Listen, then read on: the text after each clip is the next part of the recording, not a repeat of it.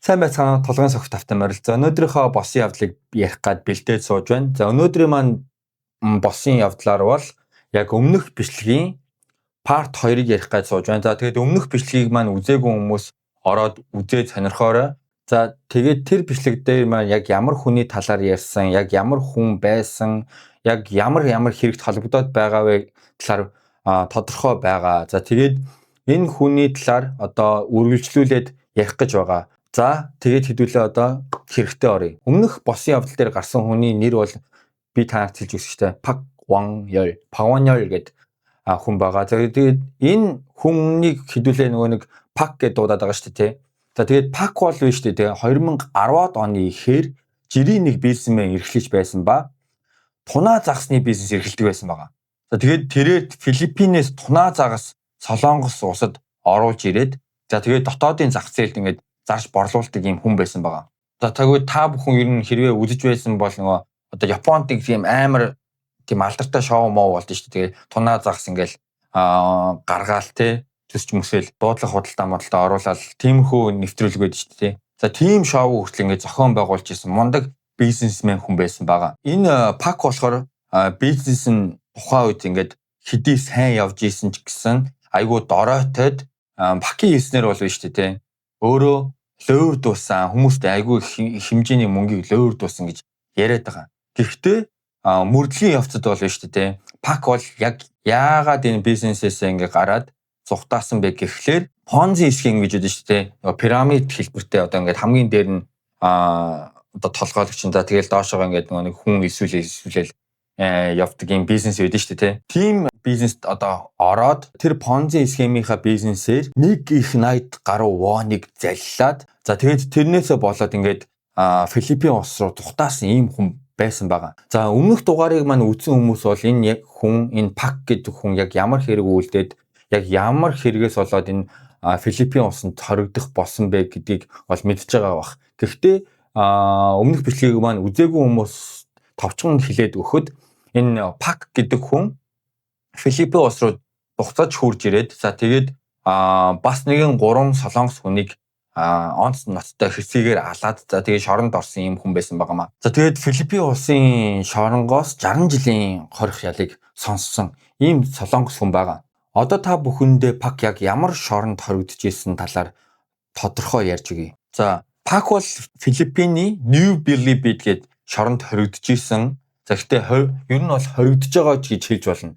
Гэхдээ одоогор бол Солонгост байгаа. Яагаад вэ гэхлээр Солонгосын ерөнхийлөгч Филиппин улсад бүр айлчлаад энэ хүнийг Солонгост авчрах талаар гэрээ хэлцээр байгуулад одоохондоо төрдөө Солонгост авчирсан байгаа. Би болохоор өмнөх бичлэг дээр болохоор энэ Пакийг New Bilibid гээд шоронд хоригдож исэн гэж хэлж исэн бол энэ буруу хэлсэн байл шүү. New Bilibid гээд шоронд хоригдож исэн байлээ. За тэгээд New Bilibid шорон бол 1940 онд баригдаж нээгдэж байсан бөгөөд анх 6,000 хүнд зориулагдсан юм шорон байсан байгаа. За харин одоо Филиппиний эрх баригчдын мэдээлснээр бол New Bilibid-ийн шоронд 21,000-аас 22,000 хүн хоригдож байгаа гэж мэдээлээд байгаа юм байна. Гэхдээ энэ шоронд хоригдож байгаа хоригдлуудын яриагаар бол 31,000-аас 32,000 хүн хоригдож байгаа гэж яриад байгаа юм байлээ. Тэгэхээр манайхан боддоо анх энэ шорон одоо барьж байгуулахдаа 6,000 хүнд зориулж байгуулж исэн бол одоо хүмүүсийн ярьж байгаагаар бол 31-ээс 32,000 хүн одоо хоригдож байгаа гэж байгаа. За тэгээд ийм ч учраас энэ шорон баг унтах хэвдэх газар байхгүй заяа. Тэгэл бөөнөр овооролдож ингээл одоо монголчуудын хэлтгээр бол ингээ хөөхөлдөж баг дээр ингээ давхарлаж унтаж мунтдаг заяа.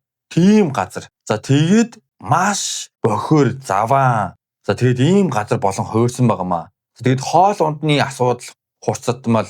За тэгээд ийм олон асуудлууд бий учраас гэмт бүлэглүүд дотроо бас ихтэй, гангструуд ихтэй гэж байгаа. Энэ шорон бол тэгээд ер нь бол шорон гэж хэлэхэд маш баг хэцүү. Зүгээр гэмт хэрэгтнүүд хоорондоо ингэж цуглаж амьдэрдэг. Зүгээр нэг тосгон гэж баг хүмүүс яриад байгаа юм бэл. Одоо ер нь Солонгосын талч тэр тэ олон улсын хэвлэл мэдээллийнх ер нь ингэж ярьд юм бэлээ. Зүгээр л нэг хоригдлоод маш том гэмт хэрэг маш аимшигтай гэмт хэрэг хийсэн хоригдлоод хоорондоо нийлж амьдэрдэг зүгээр газраа л гэж яриад байгаа юм байлээ. За энэ газар хэн хамгийн тухтай аюулгүй амьдарч болох вэ гэхлээр гэмт бүлэглэлийн ахлагч нар. За тэгээд хамгийн тансаг амьдрах боломжтой хүмүүс нь бол бүр мөнгөтэй хүмүүс гэж байгаа. Зөвхөн мөнгөтэй хүмүүс. За энэ мөнгөтэй хүмүүсийн тоонд манай нөгөө одоо яриад байгаа пак орж ирнэ. Пагонол. За пагонол бол бүр маш их хэмжээний мөнгөтэй. За тэгээд энэ мөнгөө хаанаас яаж оруулж исэн талаар, яаж ийм их мөнгөтэй болсон талаар бас одоо нэгнгүү ярина та бүхэндээ. За тэгээд пак бол энэ шоронд бол энэ New Philippine шоронд бол зүгээр л яг л хаан шиг амьдарч исэн байгаа. Дотроо бол тустай бүр ийм өрөөтөө. За өөрийгөө бол VIP гэж байдаг бол би бол VVIP ийм амьдралтай ийм хүн гэж одоо хүмүүст ярьж явдаг. За тэгэл тэнхийн хоригдлууч гэсэн энэ пакийг даган дуурайх ийм сонирхолтой пакийн доор одоо амьдрах ийм хүсэл эрмэлзэлтэй гэж байгаа. Энэ New Philippine шоронд мөнгөтэй л бол дотроосоо бол хоол унд худалдан авч за тэгээд түүнээсээ гадна хамгийн тохилог газар амьдардаг ба за пак өрөөндөө бол телевизэртэй, агааржуулагчтай, вантай за тэгээд хүний бараг бүхий л хэрэгтэй тийм өрөөнд амьдарч исэн байгаа. За тэгээд дотроо ийм бараг караоке за миний үзснээр бол ийм караокетэй юу ч байсан бай. Бараг л зүгээр амар тансаг орд хашд амьдарч байгаа юм шиг тийм хэмжээний амьдралтай байсан байгаа. Тэгээд үүнээс ч зогсохгүй заяа пак бол өрөөндөө одоо тэр шоронгийнхаа өрөөнд гаднаас өөрийнхөө найз өхнийг дуудаж авчирч ингээ хамт хонож үнждэг. За тэгээд бүр хүсэх юм бол харгалзагч нартаа нөгөө мөнгөний төлөөд ахуулаа өгөөд шууд гараал хоол унданд ороод тэгэл гадуур хоолж хонж үнсэж байгаа л тэгэл буцаад хурж ирдэг. Ийм амьдралтай гэж байгаа юм бүр. Тэгэхэд яаж ингэж амьдарч байгааг гэхлээр мэдээж нөгөө нэг Филиппин ч маш өндөр, маш их хэмжээний хахуул одоо авилгалын ийм индексээр өндөр ороо. За тэгэл пак бол ерөөсөө Филиппин ийм хүмүүсийн баг зүрхийг атгачихсан яагаад гэвэл угаасаа мөнгө өгөөл бүгдийг Филиппинд бол бүгдийг мөнгөөр шидэж болдог орн болохоор мөнгө өгөөл хүснээ хийж чаддаг ийм хүн болж хуурсан байгаа. Өмнөх дугаар дээр би хэлж байсанчлан Филиппин бол ахуултаа зүгээр эдэгтчихсэн маш аимшигтай орон гэж ярьж исэн. Тэгээд үүнтэй дүүцгүүч орн бол бас Монгол болж хувираад байгаа. Яг авилгалынхаа индексээр бараг дээр доороо оролцох шахуу ингээд яваад байгаа гэж би та бүхэнд ярьж исэн. За тэгээд та нар итгэхгүй байхан бол Transparency International гэдэг нөгөө нэг авилгалын индексийг гаргаж ирдэг олон улсын байгууллагын сайтаар ороод харах боломжтой. За тэгээд одоо энэ бичлэг дээр гарч байгаачлаа ингээд New Philippine энэ шоронд бол хин хүснэ очоод одоо хүсэлтээ өгөөд ингээд шоронгийн нөхцөл байдалтай танилцаад ингээд үзэж харах боломжтой байт юм билээ. Одоо тэгээд энэ бичлэг дээр миний оруулж байгаа бичлэг дээр гарч байгаа одоо ингээд YouTube-рууд дэлхийн том YouTube-рууд очоод энэ шоронтой танилцаад энэ шоронгийн талаар одоо нэвтрүүлэг хийгээд YouTube дээрээ бичлэг хийгээд ингээ явдгаа. Тэгэд энэ шоронд бол жижигхэн хэмжээний тийм эдийн засаг дотор эргэлж идэг харт тамхи. За тэгэл хоол, хүнс, ундаа, ус гээл бүх зүйл ингээд энэ газараа борлуулж ингээд зарагдаж идэг ийм одоо шорон гэхүү ийм шорон байгаамаа. За одоо та бүхэндээ бол пак хэрхэн энэ нөгөө хүн амны хэрэгээсээ харт тамхины хаан болсон талаар ярьж өгье. Пак бол 2016 онд нөгөө нэг хүн амны хэрэгт ороод за тэгэл цухтааж шоронгоос оргоол ингээл өмнөх дугаар дээр ярьжсэн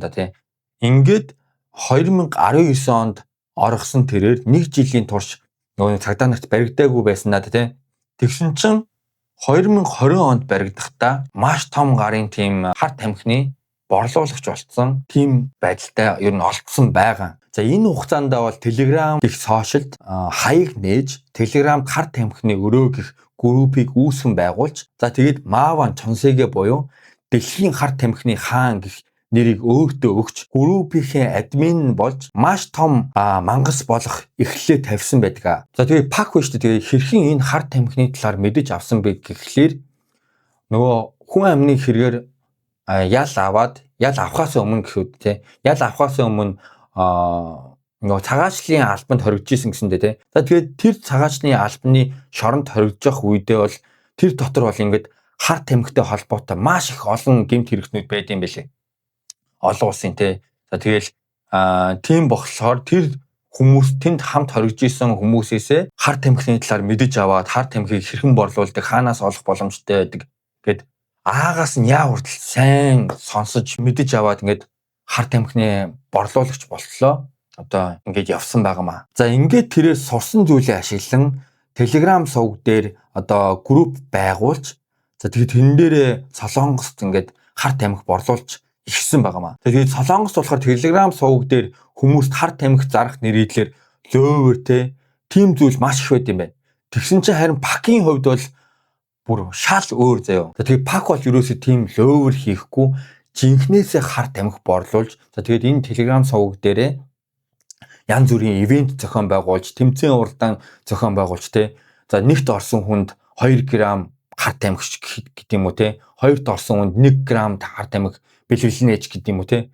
Иймэрхүү маягаар одоо ивент зохион байгуулж, за тэгэл маркетинг явуулж, ялангуяа залуучууд руу ийм чиглэсэн ийм зүйлс маш их хийдэг байсан байна. За тэгээд энэ Telegram дээр хэрхэн хар тамхи ашиглах, за тэгээд хэрхэн ийм тариагуур ашиглах, за тэгээд тиймэрхүү бичлэг тэ зураг морог бүгдийг нийтэлж ингээл бүгдийн аагаас нь одоо яа хүртэл зааж өгдөг байсан ийм админыг үүсгэсэн байгаа. За тэгээд энэ пакийн үүсгэн байгуулсан энэ хар тамхины Telegram группийг бол нэг хүн Солонгост удирдан зохион байгуулж явуулдаг гэсэн байна. Тэрний нэр бол Vatican Kingdom. За Vatican Kingdom-ыг бол пак одоо энэ хүнд одоо нэрийг өгсөн. За тэгээд энэ хүн яг ямар хүн бэ гэхлээр тухайн үед 26 27 настай байсан ийм залуухан хүн байсан байна. За тэгээд энэ хүн бол тэ фитнес багш. За тэгээд айгүй тийм эрчимтэй хөдөлгөөнөөр хичээлдэг ийм уулан мундаг залуу байсан байна. Тэгээд ямар ч тийм хар тамхины гэмт хэрэгтэй. За хар тамхины гэмт хэрэгч байтугай одоо тэгээд зодоо зөхөө тиймэрхүү гэмт хэрэгт огт оролцож байгаагүй. Ийм уулан жирийн нэг залуу байсан байгаа. За энэ Vatican Kingdom бол сая хэлж байсанчлан жимээр хичээлдэг, энэ бодибилдингээр хичээлдэг ийм дасгалжуулагч багш байсан гэсэндээ те. Бодибилдингээр тодорхой хэмжээнд одоо юу гэх юм илүү агсан төвшөнд те бүр тамирчны төвшөнд бэлтгэхийн тулд ер нь бол ийм зүгээр энгийнээр хэлэхэд юу одоо допинг тардгаал гэж зүгээр та бүхэндээ энгийнээр яриад үгүй. За тэгээд тийм допингийг энэ Telegram хуудаснаас олж авах гэж анх ийм Telegram-ыг ашиглаад за тэгээд ингээ хайж гисэн ба. Тэгсэн чинь энэ Vatican Kingdom-тай пакийн одоо энэ хар тамхины групп таарлдаад за тэгээд энэ Vatican Kingdom-д бас тухайн үед мөнгө хэрэг болсон болохоор би таны ингээд хар тамхины чинь борлуулж өгье гэд ингээд хар тамхины борлуулалт ингээд хар тамхины гэмт хэрэгт энэ Vatican Kingdom ингээд ороосолт ихсэн байгаа. За тэгээд түүнээс хойш Vatican Kingdom бол Солонгос даяар маш их хар тамхи борлуулж маш их мөнгө олж их хэмжээний хар тамхиг оруулж зарсан байгаа. За тэгээд Vatican Kingdom бол те пакаас мэдээж даалгавар арч тэгээд пакийн явуулсан нөгөө хар тамхинуудыг ийш тийшээ тарааж за тэгээд иймэрхүү борлуулалт хийж маш их хэмжээний мөнгө олсон ийм залуу байсан багмаа. Тэгээд энэ залуу энэ хар тамхиныхаа борлуулалтыг урт хугацаанд хийсэн үү гэсэн чи үгүй заяа. 6 сарын турш уул нь хийгээд баригдсан. Тэгээд 2020 оны 10 сард цагдаа нарт энэ Vatican Kingdom баригдсан байгаа. Хэрхэн баригдсан бэ гэхлээр энэ Vatican Kingdom бол өөрийгөө харуул хамгаалтаар хүрээлүүлдэг ийм том одоо мөнгөтэй болтлоо дээшсэн байгаа. Богинохон хугацаанд те. За тэгээд нөгөө харуул хамгаалтаа төр нэг тийшээ явуулсан л байсан юм шиг байгаа. Тэгсэн чинь нөгөөд симхигээр нь мөрдөгчнөр ашгүй ганнамын нэгэн зочд буудалд байхад нь нэвтрээд өрөөнөөс нь баривчлах гээд орсон чинь Vatican Kingdom те хар тамхиа хэрэглэж гисэн гэд бүр ямар ч үг үйлдэл байхгүй ингээ мансуурчихсан юм байдалтай баригдсан байгаамаа. Vatican Kingdom-ыг тухайн үед баривчлах үед хар тамхи болон бэлэн мөнгө гэх зүйлийг хурааж авахд 1 тэрбум 500 сая воны ийм хөрөнгөтэй хар тамхитай за тэгээд ийм бэлэн мөнгөтэй ингэж баривчлагдсан байгаа. За тэгээд тухайн өдөр бол Ватикантай холбоотой нийт 27 хүн баригдсан. За тэгээд Vatican Kingdom-ийн машинаас бол би буруу дуудаж магадгүй шүү. За Плапон гэж юм байгаа. За өвс гэж юм байгаа. Экстаси гэж юм байгаа. Кетамин гэх юм уу, стамин гэж уншиж магадгүй нэг зүйл байгаа. За LSD гэж байгаа. За тэгээд иймэрхүү бараг л бүхий л хар тамхины зүйлийг ингээд машинаас нь олж хурааж авч чадсан байгаа. За тэгээд Пако бол биш үү те. Ингээд өөрийнхөө ашигын төлөө бол 27 настай жирийн нэгэн залууг өрхөндөө оруулж те. Түүний шунал тачаал дээр тоглолт хийж ингээд өөрийнхөө иргэшээлд оруулж заримдаа ингээд маш их дарамт үзүүлж те. Одоо за би чамааг ингээд энэ борлуулалтыг олигтойхон хийхгүй байх юм бол чамааг ингээд баг алчин шүү. Ээж мэж чинь эвгүй болгож шүү. Гэт Филиппинээс хүртэл ингээд дарамтлагдаг байсан байгаа. Тэгээ Пако бол биш үү нөгөө нэг Маван Чонзеге гэдэг байгаа шүү дээ. Өөрийнх нь нэрийг ихэнх борлуулалтаа ер нь бол баг 100% борлуулалтаа энэ Солонгос улс руу бүх хар тамхиа явуулдаг байсан байгаа. Тэгээ яагаад энэ Солонгос улс руу явуулж те борлуулалт хийдэг байсан бэ гэхлээр маш хэмжээний мөнгө олдог байсан байгаа. Пакийн зарж байгаа хар тамхинуудын төрлийн мэдгүй шүү дээ. Ер нь бол ингээд дунджаар ярьж байгаа шүү дээ. За Америкийн хар зах дээр зарагдах үн нь болохоор 1 грамм нь $44 гэж байгаа. За Таиландд $13. За тэгсэн чинь Солонгост 1 грамм хар тамхи $450 буюу 640 мянган вон. Тэгэхээр боддоо маха. 640 мянган вон чинь за ойролцоогоор 1 грамм нь Солонгост сая 500 мянган төгрөгийн одоо юм үнэтэй зарагддаг байсан байна гэд бодцоход ер нь болно. Тэгэхээр Америкаас 10 дахин илүү үнэтэй зарагддаг байсан байгаа. За ингээд Солонгосын хар тамхитай тэмцэх хэлтс. За ингээд цагдаагийн байгууллагаас юу гэж мэдээлээд байгаа вэ гэхлээр Пак бол сард 60 кг хар тамхиг Солонгос руу нэвтрүүлж ингээд зардаг. За тэгэд үүнийг зархад бол ингээд 30 тэрбум воныг олдгоо сард. За тэгээд түүний 10 тэрбум вон нь цэвэр ашиг байж магадгүй гэсэн тооцоо судалгаа хүртэл ингээд гарчихсан заяа. Тэгэхээр маах боддоо бүр сард 10 тэрбум вон штэ. Би тэгээд өөрийнхөө нүдэнд итгээгүй заяа. Одоо уншсан зүйл харсан энэ үдсэн бичлэгэнтэй итгээгүй заяа. Юу вэ? Яаж 10 тэрбум воны ашигтай ингээд сард ажиллаж чаддсан бэ? Энэ би тоог нь буруу харчааг байгаа гэд би өөртөө эргэлзсэн заяа. Одоо 10 тэрбум вон чинь 25 тэрбум төгрөг сард олдог байсан гэж боддоо. Бүр аимшигтэй мөнгө олж байгаа үстэй. Тэгээд ийм их мөнгө олж байгаа юм чи мэдээж тэр Филиппиний шоронг атгачихсан те VIP амьдралтай иймэрхүү амьдрахгүйг яах юм бэ? Амар гоцтой. За тэгээд одоо та бүхэндээ Солонгосын нэгэн нэвтрүүлэгч JTBC суугаас очсон юм шиг байгаа заяа. Энэ Нибилибид шоронд очоод тэгээ Пактай нууцаар ярилцлага хийсэн байгаа. Тэгээ мэдээж тэгээд энэ бичлэгийг Пакаас нууцаар бичиж авсан байгаа. Мэдээж Пакад одоо энэ таны ярилцлагыг чинь би ингээд Солонгос аваачаад нийтлэгч ийна гэх юм бол мэдээж юу ч ярихгүй шүү дээ тий. За ингээд хэсэг олцсон бичлэгийг та бүхэндээ орчуулж ярьж өгье. Хар тамхи Солонгост бүр зөндөө орж ирэх боллоо. Нэг дор 90 хүн баривчлагдсан. Би ийм зүйлийг бүр анхудаа л харсан. Яг үннийг хэлэхэд та Солонгост бүрэн утгаараа хар тамхины хаан болчиход байна шүү дээ. Үгүй тэгээд нэгэн ч хийж байгаа юм чинь олигтой л хийн шүү дээ. Үгүй тийм биз дээ. Зүгээр инженеэр бодоод үзтээ. За Samsung-ийн ерөнхийлөгч байна шүү дээ тий. Samsung-ийн ерөнхийлөгч ууц зараад за уцанд донцсон хүмүүс зөндөө байдаг тийм үү. За тэгээд хоолоо идэхдээ хүртэл уцаа үздэг, уцаа майж идэг ийм хүүхдүүд одоо зөндөө байгаа нь дүүл Samsung-ийн ерөнхийлөгчийн буруу гэсэн үг үү? Энэ бол зүгээр бодлын л ялгаа, майндын ялгаа. Танаас олж 4 хүн амиа орлоо. Гэхдээ тэр дөрөв чинь надтай ямар ч холбоотой зүйл байхгүй. Ямар ч холбоогүй. Ватиканы хувьд бол манай ажилтны хамгийн жоохон залуухан л гэсэн үг. Тэгвэл танахны дундаас хамгийн нас залуу буюу отхон ч л цагдаад баригчаад байгаа гэсэн үг үү? Олон хүмүүс надаас ажил гуйдгаа. Би тэгээд ийм юм хийдэг. Чи тэгвэл хамт хийж мөнгө олол гэдэг. Миний хувьд тэр хүмүүс сайхан амьдч байвал болоодоо л гэж боддог. Та өөрөө тэгвэл хар тамхи хэрэглэдэг үү?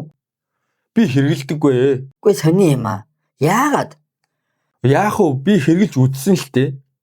Бараг л бүх төрлийг нь туршиж үзсэн. Үгүй энэ зүйлээ юу гэдгийг нь мэдэж судлаж байж бусдад борлуулдаг юм байгаа үстэй. Тийм ээ. Тэгэд хэд хоногийн турш хэрэглээд үзсэн чинь энэ зүйлийг хүмүүс яагаад хэрэглэдэг?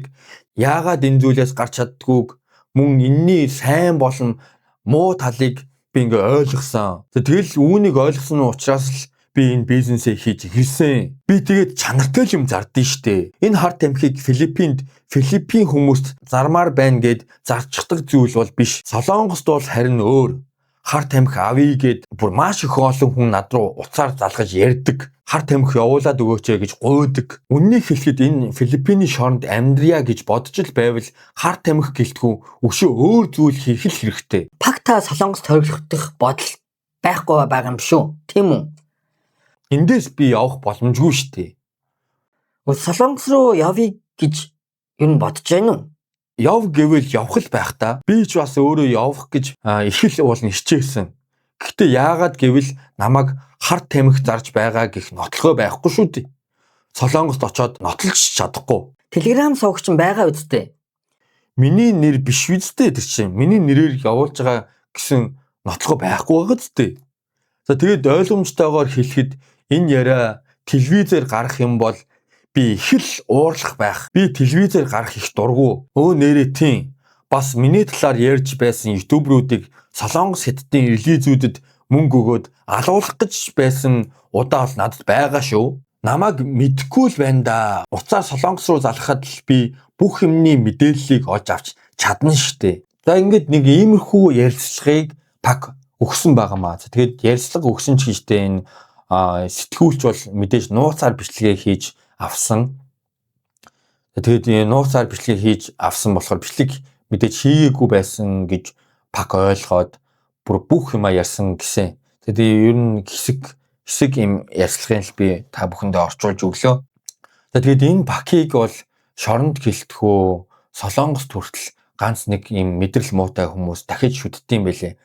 За тэгээд түүний нэг бодит жишээ бол миний бүр амьдарч байсан одоо миний бүр их сургуулаа төгссөн Сосон гэд хот байгаа. За тэр Сосон хотод нэг амьдарч байсан эрэгтэй эхнэрээ алаад за тэгээд эхнэрээ алчаад эхнэрийнхээ нэр дээр зээл гаргуулад за тэгээд тэр зээлээрээ Филиппин улс руу яваад мэдээж Солонгосоос ч Интерполоор хайж байгаа шүү дээ.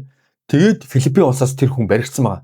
За тэгсэн чинь Филиппин улсын цагаачлалын албаны шоронд хоригдож байх хугацаанд энэ хүн дахиад оргосон байгаа заяа. Тэнгүүтээ оронгуудаа 1 сарын дараа дахиад баригдсан байгаа. Тэгсэн чинь 1 сарын дараа баригдахдаа 1 кг хар тамхитай бидээ явж исэн байгаа. Мэдээж ингээд 1 кг одоо хар тамхитай бидээ авч явж исэн болохоор Филиппиний шоронд хорхоос өөр ямар ч аргагүй болт юм байна. Солонгос руу буцааж чадахгүй заяа. Хуулиндаа бол. Тэгсэн чинь энэ хүн биш тэ. Би Пакийн шоронд хоригдож байгаа газар очимоор байна. Пакийн шоронд руу намайг явуулаад байгаа гэж Пактай уулзуулаад өгөөч гэж бүр ингээд хүртэл тавьж исэн ийм хүн байсан байгаа. Амар байгаас тэ энэ Пакийг ингээд дахиж шүтдэг ийм мэдрэл муутай хүмүүс хүртэл байна гэд эхнэрээ хүртэл алчаад ингээд Пак руу явж идэг ийм хүн байна гэж бодолтой байгаа. За тэгээд ийм аимшигтай хүн болтлоо ингээд одоо алуурч нь тэ хүн амны гэмт хэрэг заллан за тэгээл одоо солонгосчуудыг тэр жигтэн л баг ингээ хар тамхинд оруулж байгаа хүмүүсийн нэг гэд хэлж болох хүн болтлоо.